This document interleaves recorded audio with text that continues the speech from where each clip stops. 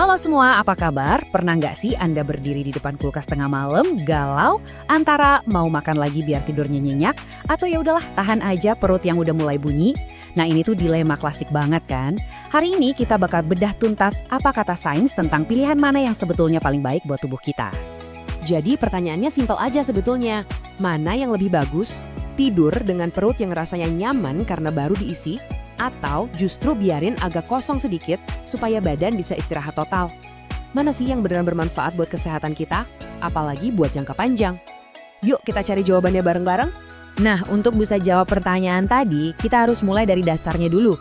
Apa sih yang sebetulnya terjadi sama makanan begitu kita telan? Yuk, kita ikuti perjalanannya di dalam tubuh kita. Prosesnya itu cepet banget loh. Dari mulut, makanan cuma butuh beberapa detik aja buat sampai ke lambung. Dan disinilah pabrik pengolahan utama di tubuh kita mulai sibuk. Asam lambung dan berbagai macam enzim langsung turun tangan buat mengurai semua makanan yang baru masuk. Terus proses di lambung ini makan waktu berapa lama sih? Ternyata nggak sebentar. Rata-rata lambung kita itu butuh waktu 1,5 sampai 3 jam untuk benar-benar selesai mengolah makanan dan ngosongin isinya. Dan makin kita tua, proses ini biasanya jadi makin lambat. Nah, angka ini tolong diingat baik-baik ya, karena ini bakal jadi kunci dari semua penjelasan kita nanti. Disinilah posisi badan kita jadi penting banget. Saat kita lagi duduk atau berdiri, gravitasi itu ibaratnya sahabat baik sistem pencernaan kita. Dia bantu dorong makanan turun secara alami, lanjut ke usus.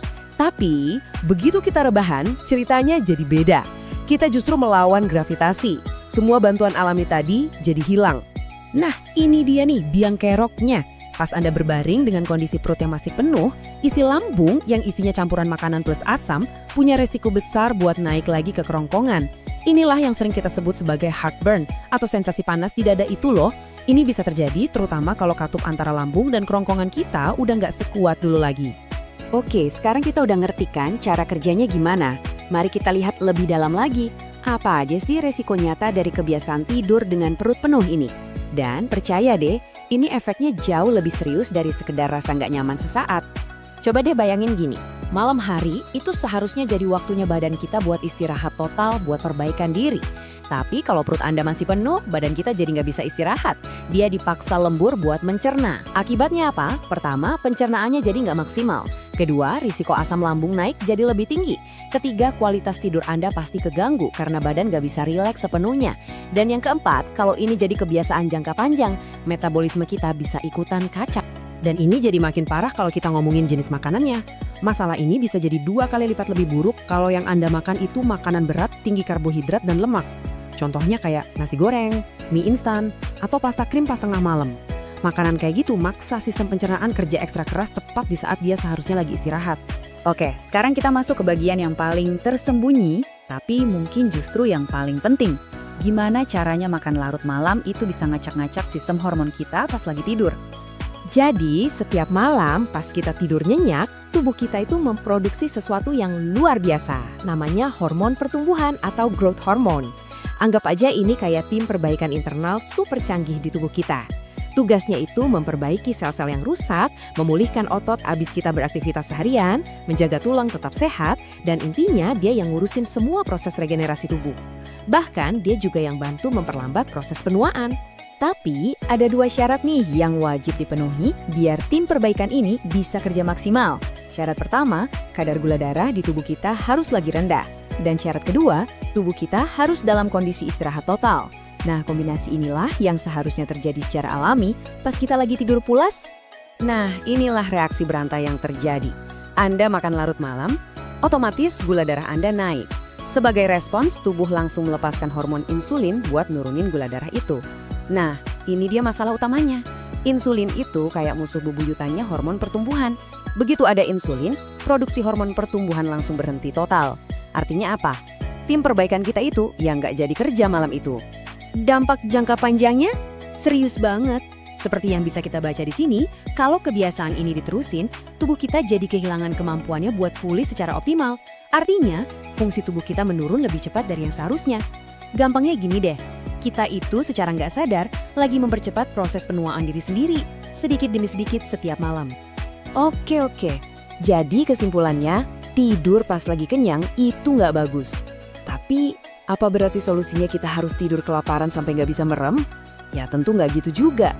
Kuncinya adalah menemukan titik tengah yang pas. Yuk kita samain persepsi dulu ya. Yang dimaksud kondisi ideal perut kosong di sini tuh bukan berarti perut melilit karena lapar sampai kesakitan. Ini cuma istilah buat kondisi di mana lambung Anda udah nggak penuh lagi.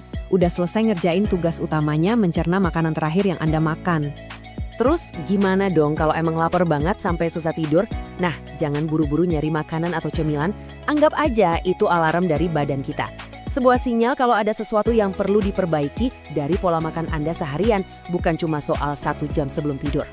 Solusinya itu justru adanya di siang hari. Coba deh fokus ke 3 hal ini. Pertama, usahakan makan di waktu yang teratur. Kedua, pastikan isi piring Anda itu seimbang. Ada karbohidratnya, ada lemak baiknya, ada proteinnya. Dan yang paling penting, pastiin asupan protein dan seratnya cukup. Karena 2 hal inilah kunci yang bikin kita merasa kenyang lebih lama dan mencegah lapar menyerang di tengah malam. Jadi jawabannya udah clear banget ya. Kondisi paling ideal untuk tidur itu bukanlah saat kita kekenyangan dan juga bukan saat kita kelaparan. Kuncinya adalah menemukan keseimbangan yang pas di tengah-tengah. Yuk kita rangkum semuanya jadi 3 aturan emas yang gampang banget diingat. 1. Kasih jeda waktu minimal 2-3 jam antara makan terakhir dan waktu tidur. 2. Porsi makan malamnya secukupnya aja, jangan berlebihan. Dan 3. Hindari makanan yang berat-berat di malam hari. 3 aturan simpel ini bisa banget mengubah kualitas tidur dan kesehatan Anda secara drastis. Jadi nanti malam sebelum tidur, coba deh tanyakan pada diri Anda sendiri. Apakah Anda mau membiarkan tubuh Anda memperbaiki dirinya sendiri secara maksimal? Atau justru memaksanya kerja lembur? Pilihan sepenuhnya ada di tangan Anda. Semoga penjelasan ini bermanfaat ya. Sampai jumpa di video selanjutnya. Dukung channel HC ID dengan like, komen, dan subscribe channel ini.